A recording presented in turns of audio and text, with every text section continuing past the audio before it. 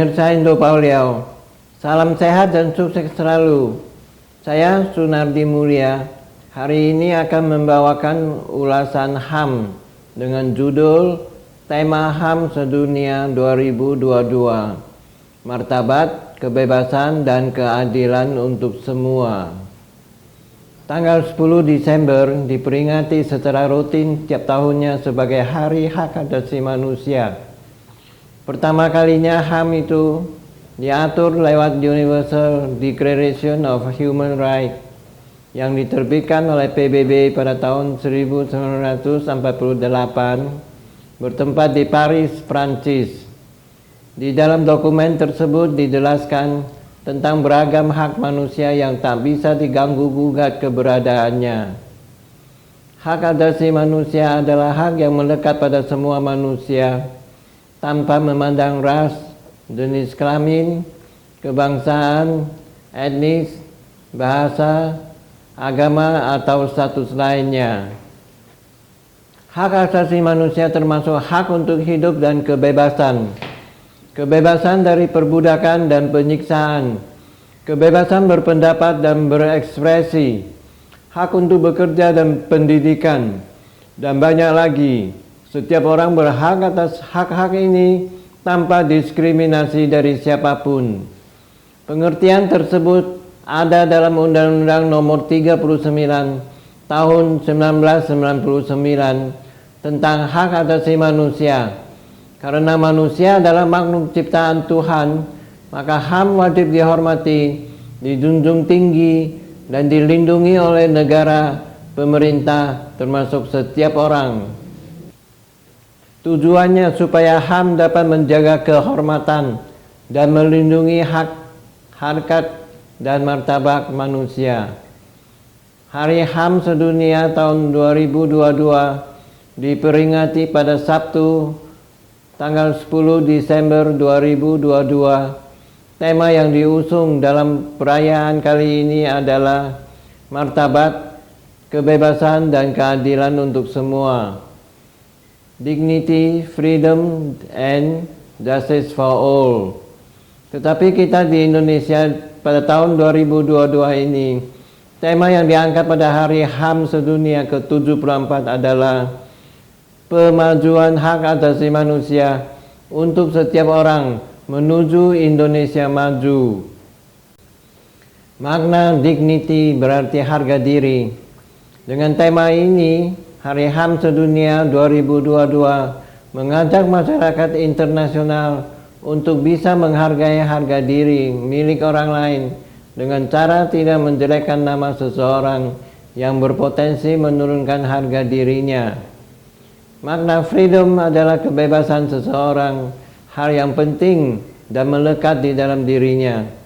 Oleh sebab itu, Hari HAM Sedunia 2022 juga menebarkan prinsip kebebasan agar masyarakat global tak menekan orang lain.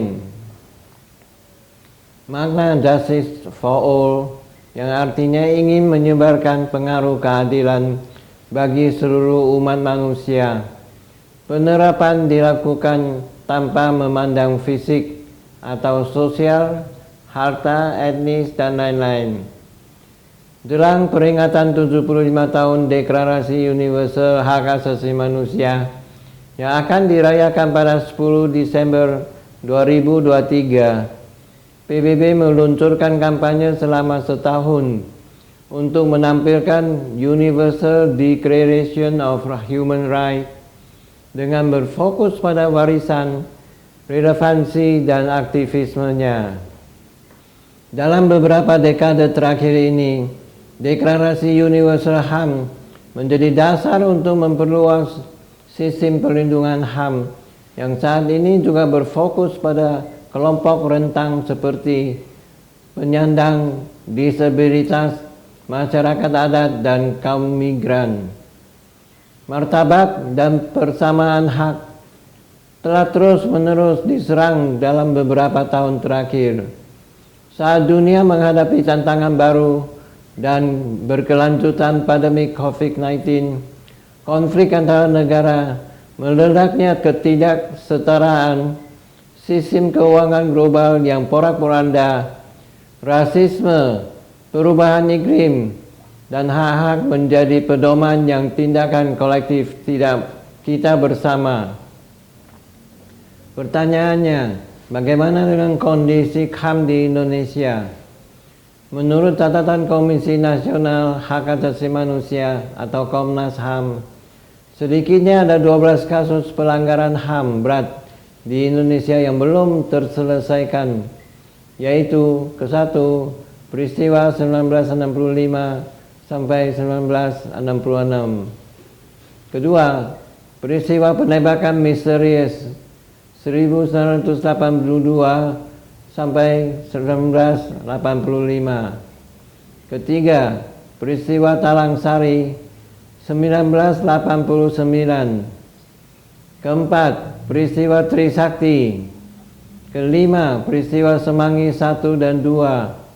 Keenam, peristiwa kerusuhan Mei 1998. Ketujuh, kehilangan orang secara paksa 1997 sampai dengan 1998.